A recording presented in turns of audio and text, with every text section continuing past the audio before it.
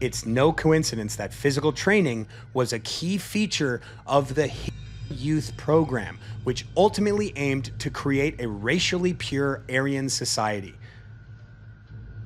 I'm out. Getting fit is great, but it can turn you into a right-wing jerk. There is a dark side to wellness, which I always, for shorthand, thought of as political. Getting fit makes you more right-wing. I don't think these people understand how the internet works. When people push certain things on to people that are unsuspecting or not actually doing those things, they almost want to do them now despite those accusers. All right, ladies and gentlemen, today I am charged up. I'm fired up, and I'm here to fire you up as well. There's this thing on the internet where people are just saying that if you're into gym culture, you're a Nazi.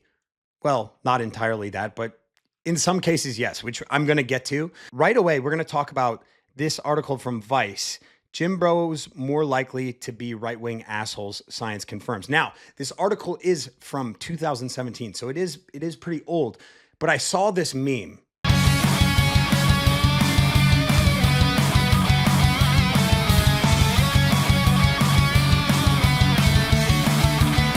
And so I had never seen this article before, so I typed it in to see if it actually existed, and lo and behold, it does. Now, as crazy as this sounds, I really do feel like I'm a political neutral. Okay. I genuinely do. So when I read stuff like this, it shocks the shit out of me. Right away, listen to this first line. To all you gym bro haters amongst us, come, be seated. This one's for you. Science objective, empirically tested science, the science that tells us that the ice caps are melting, has confirmed what many of us have long suspected. Gym bros are right-wing jerks. That is crazy to just lay out your bias immediately. Here's my bias, and now I can fulfill it. Hey guys, you have this bias against people who go to the gym and want to get better? Well, now I have some fuel to your fire. Crazy. New research from Brunel University finds that physically strong men who regularly go to the gym are more likely to be right-wing and support social and economic inequality than weaker men. This explains a lot. Like Trump's weird grab and yank power handshake. He's just trying to assert supremacy over his fellow uncaring assholes. Like, if this person's trying to be tongue in cheek, like, I don't know if this is the right way to do it whatsoever. Look, this article is a piece of garbage, like an absolute piece of dog shit. The writing is terrible. Biases are thrown in your face. This is not journalism whatsoever. But I decided to read this study, or portions of it, as much as I could. It is a very long and thorough study. It's actually a very impressive one. I emailed Dr. Michael Price, who is the guy who led the study out of Brunel University. And I think that is in the UK or something like that. And he hasn't gotten back to me, but as soon as he does, I am going to get an interview with him and I'm going to put that on this channel. But I looked at this. So they talk about this thing called SDO, which just means social dominance orientation. And they use this thing called the social dominance test to determine where someone falls on that. Here's what the social dominance test looks like. And the funny thing is the picture they put up on the social dominance test to the left is Donald Trump. So first question, I feel confident in managing others. Agree. I would be a bad military leader. Disagree. I would like to be a judge. Probably not. Disagree. I avoid positions of power over other people. See, this is a binary answer. Agree or disagree. I avoid them. Not always. Not all the time. So I'm going to say agree or disagree. I try to control others rather than permit them to control me. Again, if there was an option to not be controlled and not have to control someone, I would probably choose that. But I'm going to choose I agree. I don't like to have the responsibility for directing the work of others. Yeah, no, I definitely don't. That's more work for me. I would like to play a part in creating laws. No, I wouldn't. I have little interest in leading others. That's false. I do have interest. In an argument, I can usually win others over to my side. Sure, agree. I feel uneasy when I have to tell people what to do. That's actually true. I'd rather not have to tell people what to do. The ability to be a leader is very important to me. Agree. Most leaders are better than I can be. Disagree. I am quite effective in getting others to agree with me. Sure, agree. I'm not very insistent in an argument. Disagree. I would like to be an executive with power over others. I don't think I would. I don't think I would. So I'm going to disagree there. I would not want to have a job enforcing the law. 100%. So my score was a 10. This means your score was above the male median and that you have a desire to lead. You may also have an alpha male style attitude. Okay, so that's what they use. And then they also look at body formidability correlated with that. And formidability that they had listed here was like a ton of different measurements: chest, waist, thighs, biceps, all of that stuff. And then also measurements of the face so that they could try and like determine body formidability. And then egalitarianism as well. So there's three things: body formidability, SDO, and egalitarianism, and men's relationship to those things.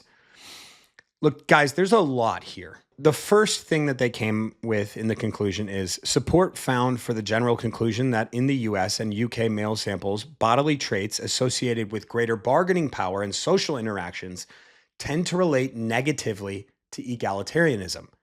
So that's people less willing to redistribute wealth, to help others out, I guess. I don't know. Previous studies have found negative, blah, blah, blah. Guys, I'm going to move on from looking at the research because it's really long and drawn out. And I really, really want a discussion with Dr. Price at some point, if possible. Back to this article, the writer says, Price's findings that rich muscle dudes are the worst. Under those rock-hard abs lied the rock-hard souls of men who doesn't believe in spreading their riches around. It's basically your tolerance to the idea that wealth shouldn't be redistributed. Dr. Price explains, some people thought it was horrible. Some people thought it was fine.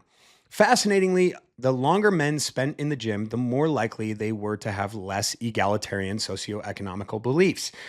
But is the gym turning men into entitled, unempathetic jerks, or are they in the gym because they were born that way? It's a real chicken breast and egg white omelet conundrum, to be sure. What you get is a positive feedback loop, Dr. Price argues. The standard conventionalism is that people are adapting their morality to their physical nature. What comes first is that you're big and strong and you find yourself in this big muscular body, and other people are intimidated by you, and you have status to tend to win. So I like inequality because inequality suits me. I disagree with that so intensely. If somebody makes their life better by going to the gym, by losing weight, working on their physical features, which is a result of focusing on their health and focusing on themselves, and they see their situation get better, that has nothing to do with suiting the inequality of the world around you. The idea that you're going to be big and strong and you're going to threaten people, like, yeah, there's a ton of people that are like that, but I think most people who might be less egalitarian, who have helped themselves out in the gym, like that is just a result of seeing things happen before their eyes where they thought that there was no way that they could fix whatever situation. And then they ended up fixing something that they can control. And there's something very valuable to that. Anyways, I kept kind of scouring the internet. I just searched right-wing muscle. That's all I searched.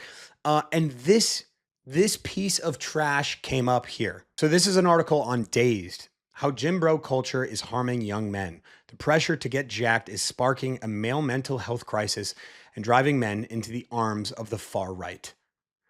The protector, procreator, and provider roles that patriarchy indoctrinates boys with from birth are in jeopardy.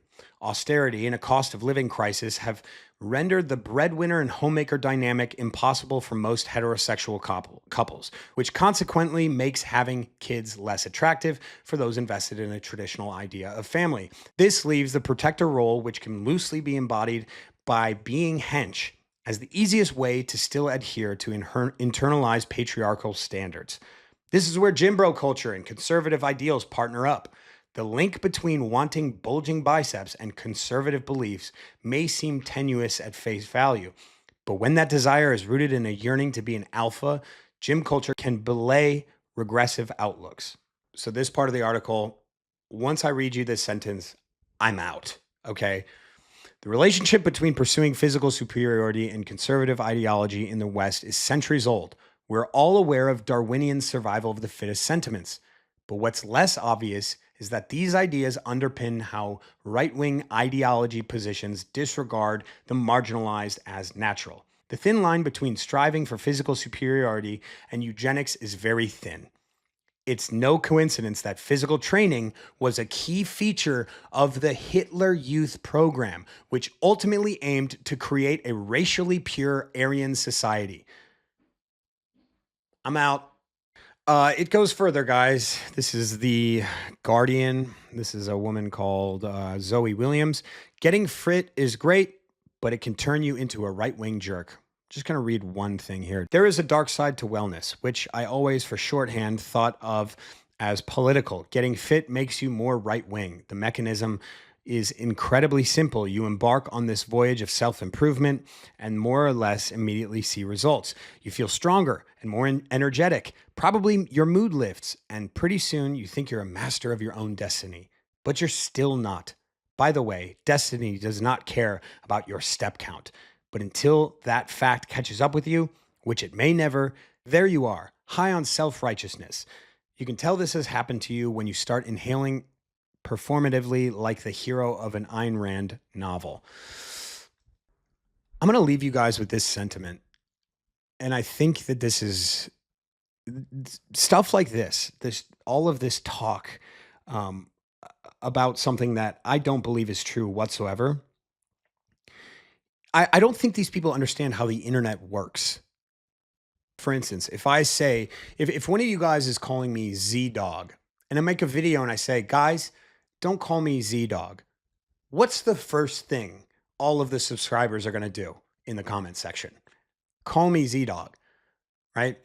It's almost as if when people push certain things on to people that are unsuspecting or not actually doing those things, they almost want to do them now despite those accusers, right? So seeing this, now this is not my case, but I imagine quite a few people are going to see this and be like, you know what? Fuck these people. I am right-winged. You said I was right-wing before when I didn't really care. Now I care. Now I want to fight against you people. If you could, in the comments section, besides calling me Z-Dog, talk about your experience with the way that you've changed your life with your physical fitness. If it's changed your political views, if it hasn't, if it has done something to you socioeconomically or socially, that you'd like to share in the comment section. Thank you guys so much for watching, and I'll see you in the next video. I am proud of you, Chosen. You have overcome much. Now, you must go find Vault 13. Vault 13. Bring the Gek home. Gek.